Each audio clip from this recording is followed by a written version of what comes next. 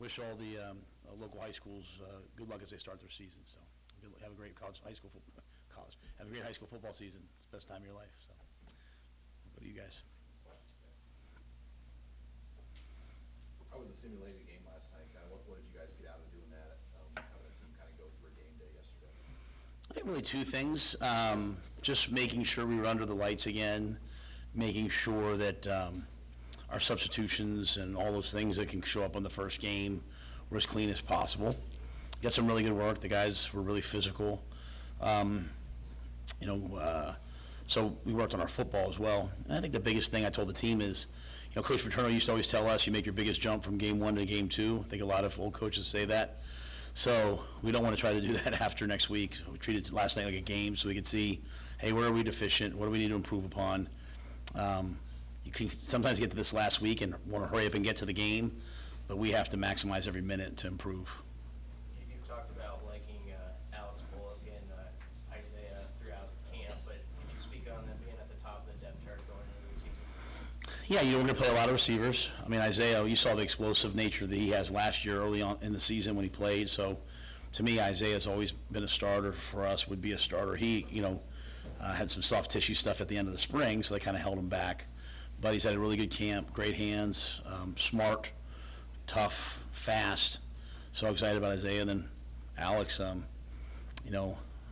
was not my intention usually when I have scholarships to give it to a senior who's put their time in, but you just can't deny what he's done. I mean, he's made one-handed catches, acrobatic catches. I mean, he's been dynamic all camp, and so, he's a starter for us, and I think we'll play really well. I know Marcus just got back, and we felt good about how he can work into being ready for next week. Yeah, I'm taking it one day at a time.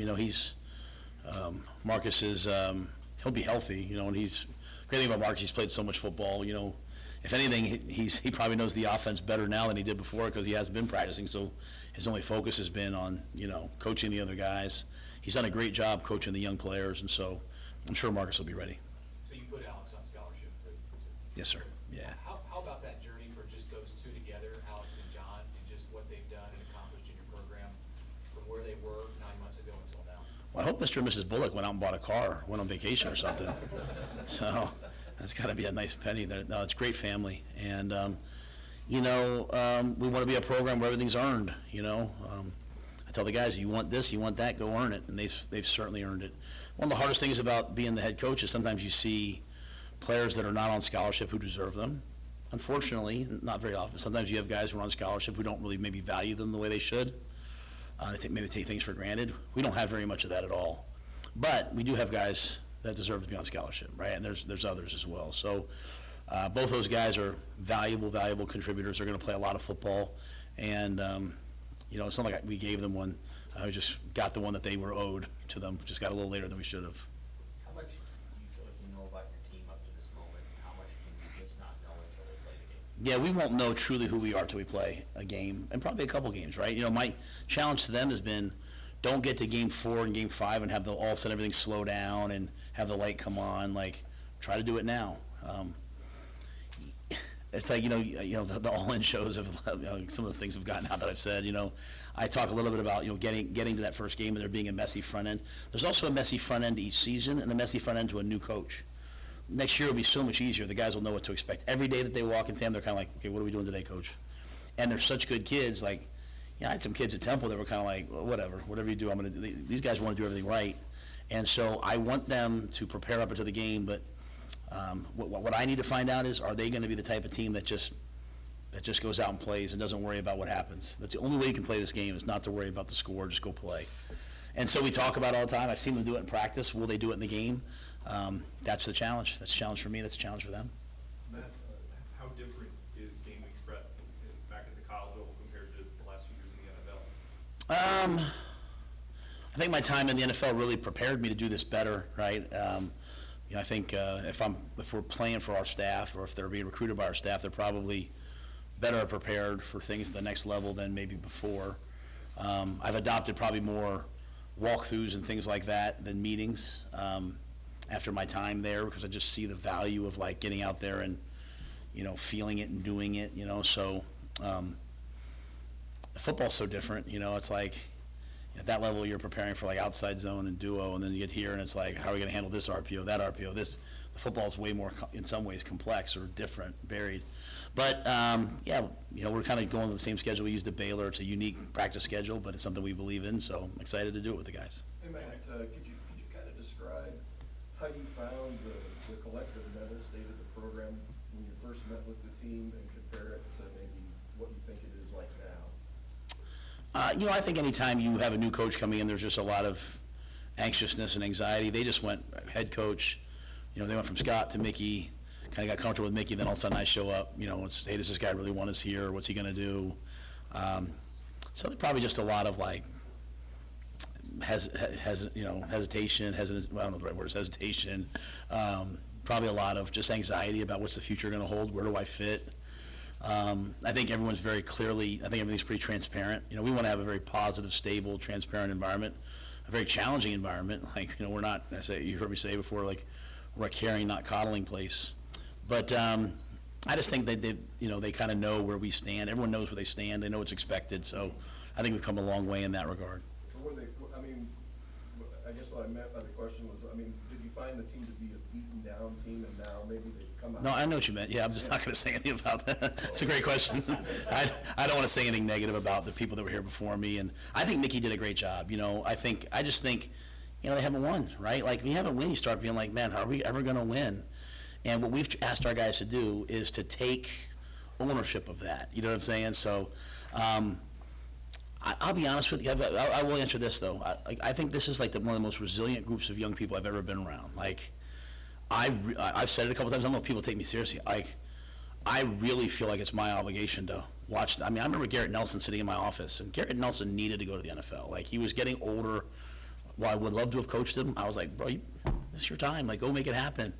But I remember Garrett, and I hope he's okay with sharing this, talking about like his father's legacy here and like how he wanted to be part of the group that turned it around. And I remember visiting with Nick and Luke, and they're trying to figure out, should we transfer? Should we stick around? Like, Coach Rhule, your MO is to kind of not be very good early and play the young guys. So, but their care for the program was so strong that I feel a tremendous obligation. Like, man, we have to find a way to help these guys win. So I don't know if they're beaten down as much as I would say just sort of like they want this so badly and they haven't been able to, and they're kind of looking everywhere.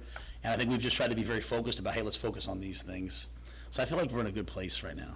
Do you have a pretty good sense of what your game day operation is going to be? Like, is Coach Sack going to be in the booth? Is Coach White going to be on the field? Like, do you have a sense of that? I know you coach both offense and defense, so you probably have thoughts on both. Yeah, I just think it's really the play callers have to be comfortable. I would never want to call a game from the field. I'd always want to be up top where it's a little bit more, sterile and less emotional. But Sat likes to call it from the field. Tony likes to call it from the field. Sometimes the coordinators that work for me rather just go up in the box and get away from me after a couple of games. But I don't spend too much time worrying about it. If I'm being serious, like to me, we've done so much preparation. There's not a thing that'll be called that we haven't prepared for and talked about. Like, we literally will talk about, hey guys, it's I'll sit there and say it's 3rd and 7 on the 32-yard line. I say you have 2 downs. We're going for it on 4th and 3. What are you calling? And they better be able to say it to me like that. So, and Sats, he lead at that. He's worked for me before, and Tony's really smart in that way, and so is Ed. So, but I would think all 3 coordinators would be down on the field, and then probably Garrett would go up top because Garrett's really sees the passing game well. Aaron Cooling, who's one of the finest young coaches I've ever been around, he was he's a graduate assistant for us. And that allows him to be on the headset. He works hand in hand with Donnie, so he'll be up as well, seeing the run game, and then one other player coach, and then on defense, I would anticipate like Rob going up, and then I'm not sure what they're going to do with Coop. So, but I would see the coordinators being down on the field. Hey, Matt, there's so much newness for this season, and you in particular. How's this been for you to go through this process, and what are you feeling as you get ready for game 1 here at Nebraska? I'm having the time of my life. I really am. This is as happy as I've been in a really, really long time. My family's here now. My girls are happy at school. My family's happy. My wife's happy. My son's doing well. I really enjoy this team. I told our team the other day, I bring Leona. She's 8. I bring her around. She's around on Saturday. She'll be here all day Saturday. She'll be here all day Sunday. She's at the practice. She thinks Chief's her older brother. She plays catch with Chief. She sits in the team meeting. She gets on me about my language. So, but I told the team, I said, it's one thing when you bring your son, right? Like, it's one thing to bring your son. Like, when I bring my daughter, that's a statement of what I think about the men in the team, right? Like, I would not bring my daughters around men that I would not want her to look up to. And so, because of the collective group of people that's here, because of Trev, because of Dennis LeBlanc and Jamie Vaughn and Marquita Armstead and Doug Ewald and all the people, at that level, because of Sean and Susan and Keith and all the people that, there's just an elite group of people here, right? And so I really am having the time of my life. I haven't been this happy in a long time. You can tell by the look on my face, probably.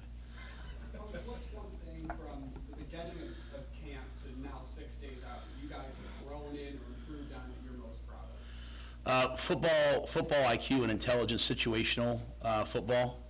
When I first got here, it was kind of like, when we first got started, it was kind of like, hey, just let me ball, let me play, let me do my thing. Like, there's really no doing your thing when you play against good teams, right? It's like executing in the moments and in the situations and matching each moment with excellence. And so now I feel like we're at a moment where, like, I can put the ball down. Like I don't know if you noticed in the one TV show that we did, like, I'll give the situation to two players and then they run off and tell everybody. Like, I couldn't have done that in the spring as well. Right now, like, I'd say it to the guys and they're locked into the situation. So situational awareness. Now, will that carry over the game? I don't know. Like, I've shown them 2018 Colorado. I've shown them, what's the game where Crouch, Eric hits the guy down the sideline, they kick a field goal. Colorado scores with like 2,000, thank you. I showed them and the A&M game. I showed them all these old games, both with us. Today we watched Syracuse, Purdue, right? So just all these end of game situations. And I'd say when I first started, I'd say, what do you guys hear? And I'd have like three guys, Well, now there's a chorus of guys that understand what's happening, understand the situation, what should happen. So I'd say our situational awareness has really jumped up. And in a day and age where a lot of guys don't really watch football, like I watch the ESPN game, and I'm like, did anybody watch it? And they all kind of look at me like, they're watching that they're watching the highlights on YouTube or they're watching it on TikTok, which is, hey, it is what it is, man. But watching that together, I think is really good because we have a common language situationally. How much is your overall approach geared toward reversing the trend of losing close games? Do you think of it that way? No, if anything, I sometimes I get upset when like you guys ask a question, our guys will talk about last year. I don't think there's any value in us talking about the past other than learning from it, like the football. Because it has nothing to do with me. Like, I wasn't here, so like, why would I talk about, like, if you were asking me, like, hey Matt, let's talk about what happened at Baylor or Carolina or Temple, I'd 100, but I think what's happened in the past was just a different entity. We have to answer for the things that we do, right? So I'm more worried about just being on the front end of what we do than the previous things that have happened, if that makes any sense. Like if we go out to kick the game-winning field goal, I certainly don't want Tristan thinking about, well, this guy made this kick or missed this kick. I want him thinking about just right now. So I came into the job, though, to answer it, knowing, like, hey, this team's close. We have certain things we have to do. So that's why we've put such an emphasis on how we eat. Like, the guys don't love the fact that I make them eat 3 meals a day in the training table. Sometimes they just want to go out and eat Subway. But we do it because we want them to get as big and strong as possible so we can win games in the fourth quarter, right? The way that we lift, the way that we do everything. That's what I meant. Yeah. Oh, I'm sorry. Yeah. So, yeah, I just don't want I try not to talk about, hey, guys, we've lost a ton of close games because I think that puts that in the universe. For me, it's like we're going to win close games because we're doing X, Y, and Z. And I want them to draw on, like, honestly, I mean, the matchups we did were really, really hard. And this training camp was really, really hard. I mean, this was really, really hard. And I want them to take pride. And we're playing Minnesota. I have the utmost respect for PJ Fleck. He's a friend of mine. I love the way he runs his program. It's different than me, but I love the fact that I'm in Texas. I can walk into a high school and I see like Hyper and Ski Ma and Row the Boat on a wall, and I'm like, oh, PJ was here, huh? Like, that's it. He believes in that, and it's what I love about them. It's why they've done what they've done over 7 years, and the way they play the game is the way I like to play the game. They run the ball, they play defense, they execute on third downs, and so like we understand like for us to go play in that game on the road, the first game for us as an entity together, we have to have gone through a really hard training camp. And we have to take in our confidence from that. This Tuesday's practice, I know kind of went out there and said it was a little bit lethargic, which drives me nuts that he said that. It was 110 degrees and we were practicing like we were in Junction, like the guys battled, right? It was, it wasn't good enough, and so we told them, but like we have a group that has really worked hard, and I want them to take confidence from that. And that confidence only means that you've earned the right to go play against another really good team. It should be a great game, but I guess that's more I want them to take their thoughts about what we've done since we've gotten here, but the whole thing was geared for, hey, let's get this team over the hump if we can, so. Hey, Matt, this is the last year the Big Ten will have divisions, and you've lived both ways. I know in the American, where the last couple of years you had divisions and won the thing to get to the title game. I guess, could you kind of give me your take on what you think of divisions versus not having divisions, and if one or the other makes life easier on a coach? Yeah, in the Big 12, we didn't have divisions, so invariably you always had to play a team now it was only, at the time, whatever many teams it was, 10, 11, whatever, sorry, I can't remember that, but you played every team every year. So you were going to have to repeat against somebody or beat someone you hadn't beaten, whereas in bigger conferences, you can, maybe play someone you haven't played before, right? So, which one's better, I don't know, you know what I mean? I thought it was kind of cool playing, divisions, but, the league's gotten so big, it'd be really hard to do that. As just kind of a purist, I like the way things always were, but I do appreciate the fact that at least now the two best teams are playing in each conference. And so, like when we played Oklahoma, we played Navy, we played Houston. Those are the teams we played in conference championship games, and those were the best teams in the league. And so, moving forward, I think it's going to be really unique. There's a real challenge ahead for the Big Ten, but AJ Eds and, Commissioner Petiti, they'll figure it out. Does it make things more manageable, though, when you know that you're going to play this group of 6 teams every year? I don't know. I think, you're talking about, I think you kind of build a book of business about, hey, here's how we're going to play these guys. I think that repetitive nature. Sometimes you have to kind of diversify what you do each year because, people are zeroing in on what you're doing. So, yeah, I think having a repetitive opponent every single year certainly makes things easier in one regard, and then also you have to be ready to change a little bit because they know you and they're coming after you. So. Matt, do you feel like your team's ready to play a game in 5 days? Yeah, oh yeah, we'll be ready to play. I know there's a relationship between the way Minnesota plays offense and its defensive efficiency. However, it's still the number 4 defense in the country from last year. A lot of people focus on their offense without really talking about their defense. What makes their defense so good? Well, Joe Rossi's a great coach. I know Joe way back at Rutgers, so he's a great coach. They have really good players, okay? But they know what they're doing. Like everything is so. If you're just looking at it as an outsider, it's like, well, they're playing quarters. No, it's like the teams that do that really well, the Iowas, them, like everything has a purpose. You put the back here, you're going to get this, some combination over here, and so a lot of times you face a team like this and you don't really understand their defense. They do such a great job. They play team defense. Everything is funneled to certain players. Everything is put together. And so, I've never worked with Joe, but I'm assuming they probably know here's the things that beat us, and they practice those things. My defensive coordinator for 10 years was Phil Snow, was one of the best quarters coaches you'd ever see. And, they might put these things on tape. We would always practice these things because he said, hey, this is what's going to beat us. And so it's really well put together. They have really good players. They play really, really, really hard. And they have guys at every level. You know what I mean? Like they have an elite linebacker. They have an elite safety. They have I think 4 elite players up front. And so they're a big physical team. And to your point, everyone talks about how much they run the ball, and that whether they throw it more, who knows? What I'll say is they're one of the top teams on third down on offense, and they're one of the top teams on third down in defense.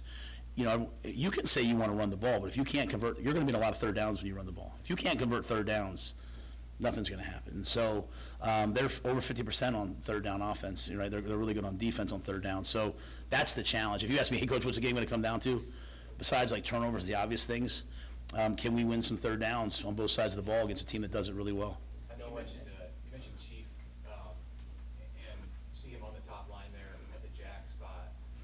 Most of what we've heard about him has been off the field stuff, his personality. What does he bring on the field that has you guys feeling good about him? And just to clarify, anybody that's an or, we just put them alphabetically, right? So it's not him, then MJ, and then Jamari's been banged up. Jamari unfortunately got a stinger, and he was coming back, and then he took a step and hurt his foot a little bit. So we expect him back, but he was kind of really in the front, of that race as well. But we have 3 guys we know can be elite jacks.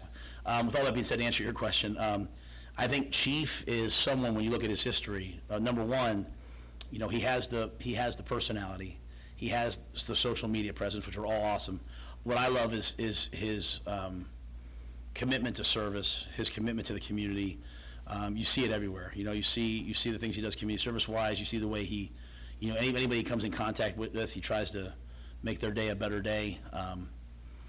He's special in that regard. He's got a magnetic personality. There was a thing, I learned so much from our team, basically, from listening to interviews, which you guys do with them, because I hear what they're saying, or listening to the things that our social media team puts out. I watch them, and there was a thing where MJ was talking about, he comes in sometimes, he's probably a lot like me, and he's not a morning person, and just how Chief is like sunshine. And I told Chief, I said, that's beautiful. In a day and age where everyone wants to kind of be isolated, be their own brand a little bit, like to have someone that brings that warmth and charisma to a room is special. So I love the way Chief gives back. I love who he is as a person.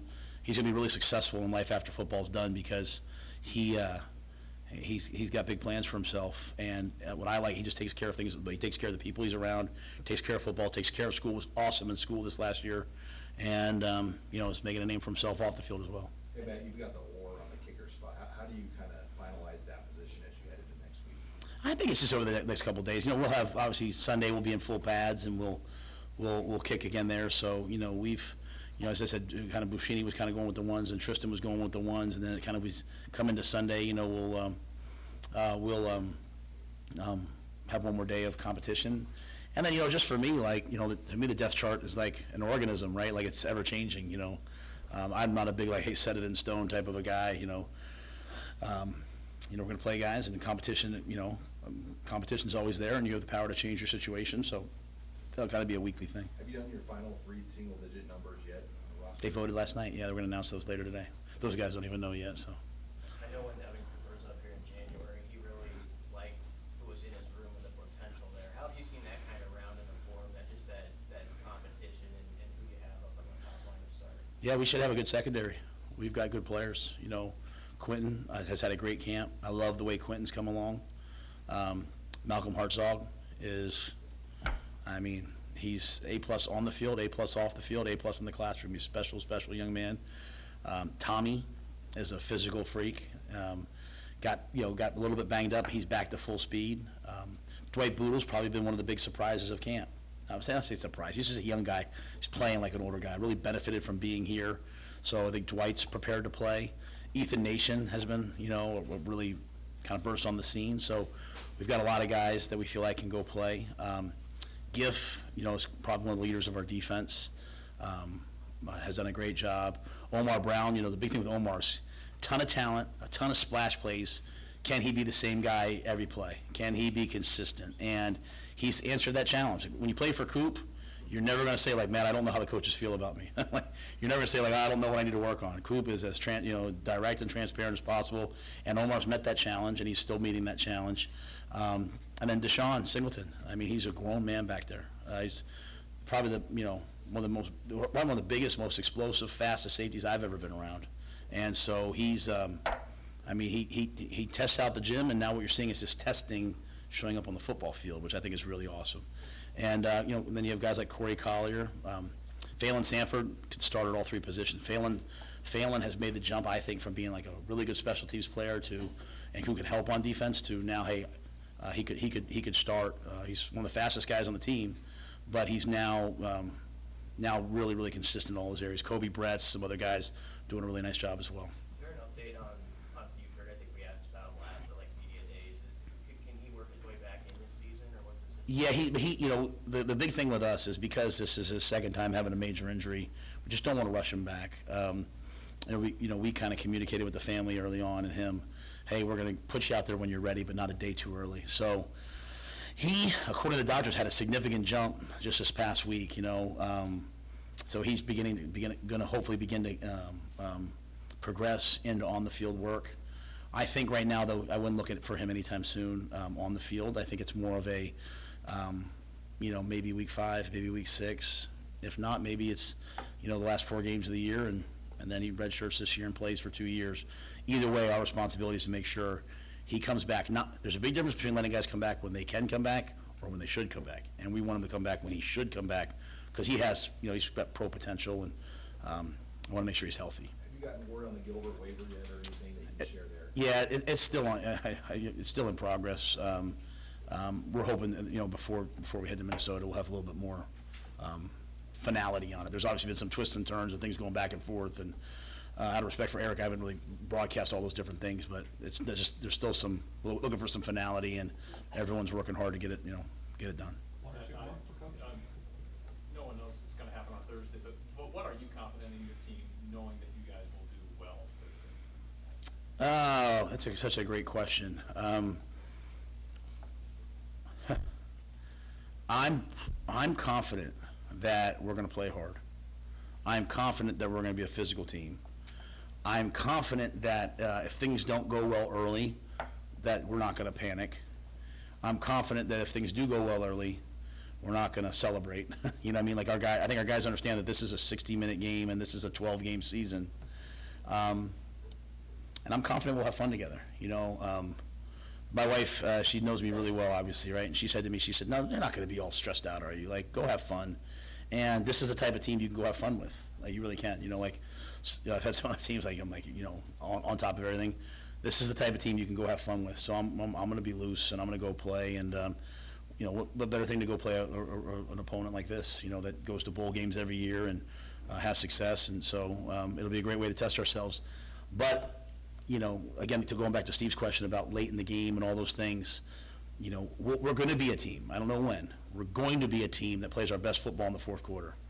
Coach Osborne came up the other day and just wanted to, what an unbelievable man, just wanted to shake my hand and wish me luck. And we started asking him about Minnesota and started asking about some other things, and at the end of the day, he was like, we always wanted to be a team. His Corn Huskers that won the fourth quarter was the best team in the fourth quarter. And that's what we've been preaching since day one. So again, as I tell our guys, when the ethos of who we are matches the legacy of what came before us, then we can build a legacy that comes after us. And, this is a really good team. I don't know if we'll be the best team in the fourth quarter, but I can tell you that we will be trying to play our best football then. So if we do that, we're well on our way to being a team that can compete for wins and championships and bowl games and all the things that we want to have happen eventually. Matt, just kind of out of left field here, in light of some of the things that have happened over at Iowa and Iowa State, have you guys redoubled any efforts to counsel your guys on gambling? Yeah, obviously when it first happened, we presented to them, the athletic department presented to them. I know that the conference is doing some things also that allows you to provide some resources. So, it's such a, when I was playing, obviously, that was still an issue, right? You couldn't gamble, way back when at Penn State. And we still had guys that probably got involved in that, and all college kids did. It's just everywhere now, right? Like you watch the NFL, and it's sponsored by gambling apps. You walk into places where we play, it'll say sponsored by this thing. So it's just so pervasive in our society, and we have to remind our guys that there's a line that they can't cross, and so they have to have that integrity to do that. So. We've talked about it. We've brought people in to talk to them about it, within the athletic department and from outside. So my hope is that our guys make good decisions, as I hope they do in every aspect of their lives. Hey, Coach, it would be great to be able to be home for a first game, but you're on the road for 2 weeks. When you're talking about, the psychology with this team, is there benefits that you can share with them of, going out on the road for 2 weeks, not being able to be at home at Memorial Stadium for the first time as a group together? Yes, so let me say this very carefully. I cannot wait to be at home in front of our fans, okay, and to experience that. That will be like a bucket list item for my family and I. Just, I've never coached in an environment like that as like my home environment, right? Like that many people, so I can't wait for that. With that being said, I love to be on the road, okay? I love being on the road. I love being in the hotel. I'll make sure Julie understands. I love being at home, but I love being in a hotel bed. I love being around the guys. I love everyone seeing the guys in the elevators. We come down the elevator. I love, we go see a movie. I love going to the movie. I just love being on the road and having it just kind of be us. I love getting to some ugly locker room and trying to figure out where my locker is and and then walking out on the field and they don't know who I am. They stop me. Show me your pass and I got to get out there. I love all that. It's just kind of like us against the world, together. So now I know obviously here we'll travel well, which will be awesome, right? But I just love that being sequestered and being together. And that's what we did at Selleck, right? And so the team that was playing at Selleck is the team that I want to show up on 8/31 and play out there. Sir, you had something I don't want to. Yeah, maybe you've addressed this already. What about the black shirts? Yeah, we're going to do that starting on Sunday. Yeah, that'll come out on Sunday. All right. All right, thanks, guys.